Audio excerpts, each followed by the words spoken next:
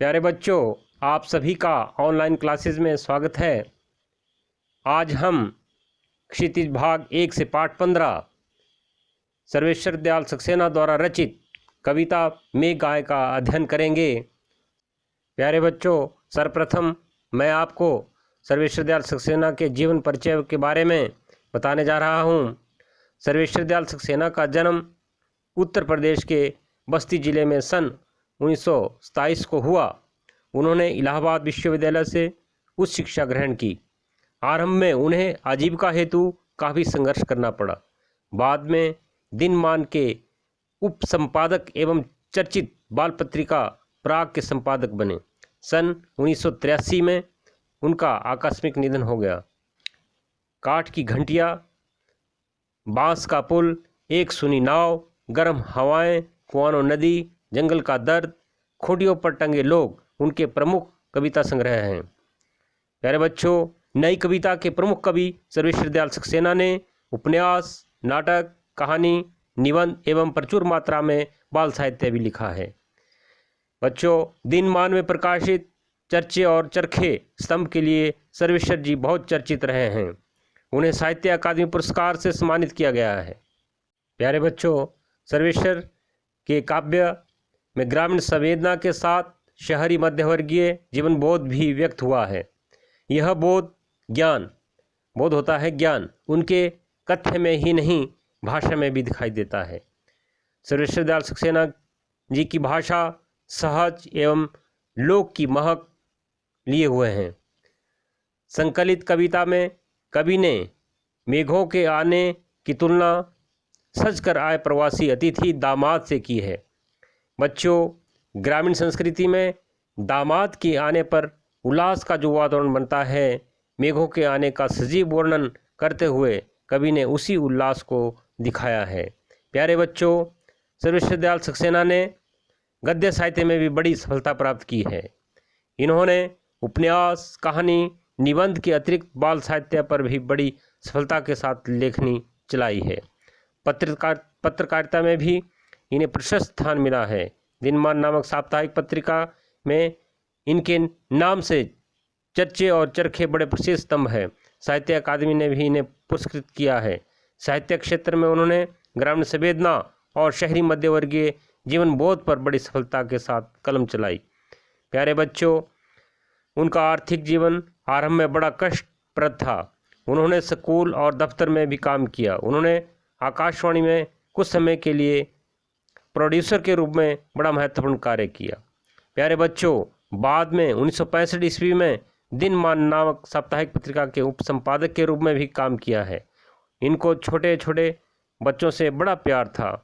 प्यारे बच्चों, यही कारण था कि उन्होंने कुछ समय तक प्राग नामक बाल पत्रिका में भी काम किया। ये प्राग पत्रिका के बड़े सफल संपादक थे। प्यारे बच्चों, आओ अब हम सर्वेश्वर दयाल सक्सेना द्वारा रचित मेघ आए कविता का अध्ययन करते हैं। मेघ आए बड़े बंठन के संवर के, आगे आगे नाचती गाती ब्यार चली, दरवाजे खिड़कियां खुलने लगे गली गली, पाहुन ज्यों आए हो गांव में शहर के, मेघ आए बड़े बंठन के संवर के। प्यारे बच्चों, इस कविता की पंक्तियों में आप इनके कठिन शब्दों को देखेंगे। बंठन के सजकर, बयार होता है हवा, पाहुन अतिथि, गली गली हर गली में, शहर के होता है शहर के वासी। इस कविता की पंक्तियों में कवि ने मेघ को शहर भर का अतिथि कहा गया है। यही कारण है कि शहर में हर घर में लोग खिड़कियां, दरवाजे आदि खोल देते हैं। आकाश में छाए बादलों को देखकर कवि कहता है कि ये मेघ अच्छी प्रकार से सज धज कर और बन ठन कर नगर में अतिथि के रूप में आए हैं। प्यारे बच्चों, ध्यान रहे कि कवि ने मेघों को सामान्य अतिथि नहीं कहा है, उन्हें तो शहरी अतिथि कहा गया है। आगे ध्यान देंगे। पाहुन ज्यों आए हो गांव में शहर के, मेघ आए बड़े बन ठन के संवर के। उनका विशेष रूप से सत्कार किया जाता है। उन अतिथि रूपी बादलों का स्वागत तथा दर्शन करने के लिए कहते हैं हर गली में, हर घर में खिड़कियां दरवाजे खोल दिए गए हैं और अंत में कवि पुनः कहता है कि गांव में बादल रूपी अतिथि बहुत जो है मन ठन कर और सधज कर आए हैं। प्यारे बच्चों, ध्यान रहे कि ग्रीष्म ऋतु में ठंडी हवा चलने पर उस हवा का आनंद लेने के लिए लोग जो है घरों के दरवाजे और खिड़कियां जो है खोल देते हैं। प्यारे बच्चों, अगले पद्य की पंक्तियों की ओर ध्यान देंगे। पेड़ झुक झांकने लगे, गर्दन उचकाए, आंधी चली धूल भागी, घाघरा उठाए, बांकी चितवन उठा, नदी ठिठकी, घूंघट सरके, मेघ आए बड़े बन ठन के संवर के। अब कठिन शब्दों के अर्थ देखेंगे। झांकने लगे, आड़ या झरोखे आदि से देखने लगे। उचकाए होता है ऊपर उठाए हुए। घाघरा होता है लहंगा, स्त्रियों का कमर से नीचे का घेरेदार एक पहनावा। बाकी होता है टेढ़ी। चितवन होता है स्त्री की ओर देखने का ढंग, कटाक्ष। ठिठकी होता है चलते चलते सहसा रुकी। सर के होता है हट गए। प्यारे बच्चों, कवि कहते हैं कि जब आंधी चली तब पेड़ झुक गए और मानो अपनी गर्दनों को ऊपर उठा उठा कर देखने लगे। आंधी चली धूल भागी, घाघरा उठाए। जब आंधी चली तो मिट्टी भी भाग उठी। कवि इसकी तुलना ऐसी महिला से करता है जो घाघरा पहने जा रही हो और आंधी आने पर घाघरे को कहते हैं कुछ ऊपर उठाकर हाथ में पकड़ लेती है। नदी ठिठकी, घूंघट सरके। उधर नदी भी अपनी तिरछी नज़र उठाकर मानो आकाश की ओर देखती हुई चलते चलते मानो सहसा एक क्षण के लिए रुक गई और महिलाओं के घूंघट भी सरक गए, मानो घूंघट हट गए हो। मेघ आए बड़े बंठन के संवर के। कवि कहते हैं कि आकाश में मेघ जो है बहुत सज धज कर संवर कर आए हुए हैं।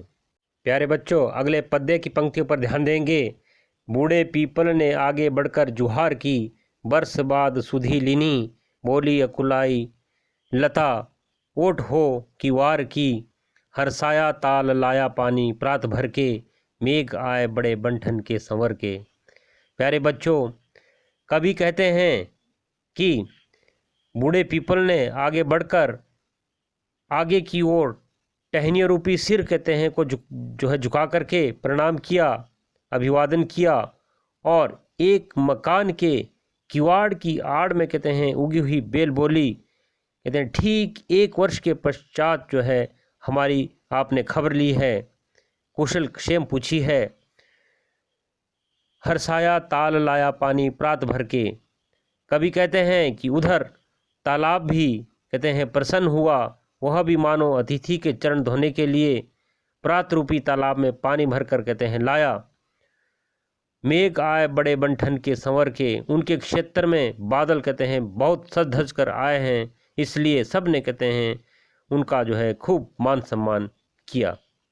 अगला जो है पद्य है। क्षितिज अटारी गहराई दामिनी दमकी, क्षमा करो गांठ खुल गई अब भरम की, बांध टूटा झरझर मिलन के आंसू अश्रु ढरके, मेघ आए बड़े बंठन के संवर के। प्यारे बच्चों, इन पंक्तियों की जो व्याख्या है उसकी ओर आप ध्यान देंगे। कवि कहते हैं आकाश रूपी अटारी जो है गहरा गई। क्षितिज अटारी, क्षितिज होता है जहाँ जिस स्थान पर पृथ्वी और आकाश का आपस में मिलन होता है उसको हम क्षितिज कहते हैं। क्षितिज अटारी होता है पक्की इमारत, अटालिका, और गहराई होता है गहरी हो गई अर्थात बादल छा गए। गांठ खुल गई, रहस्य खुल गया अर्थात वास्तविकता का ज्ञान हो गया। भ्रम होता है भ्रम, गलतफहमी, गलत धारणा। बांध टूटा होता है रुकावट समाप्त हो गई। ढर के, ढल पड़े या बहने लगे।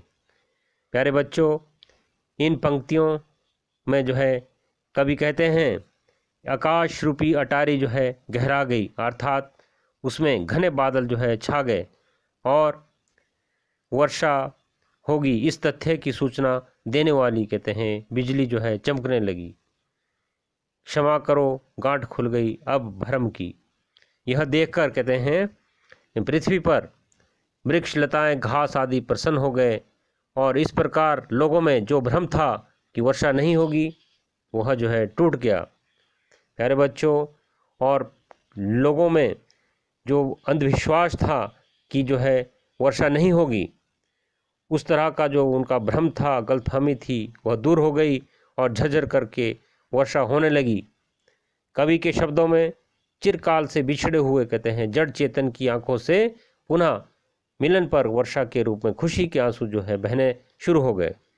भाव यह है कि वह वर्षा जो है होने लगी। पुनर्मिलन के इस अवसर पर बादल बड़े बन ठन करके आए हैं। प्यारे बच्चों, सर्वेश्वर दयाल सक्सेना द्वारा रचित कविता मेघ आए अब संपूर्ण होती है। धन्यवाद।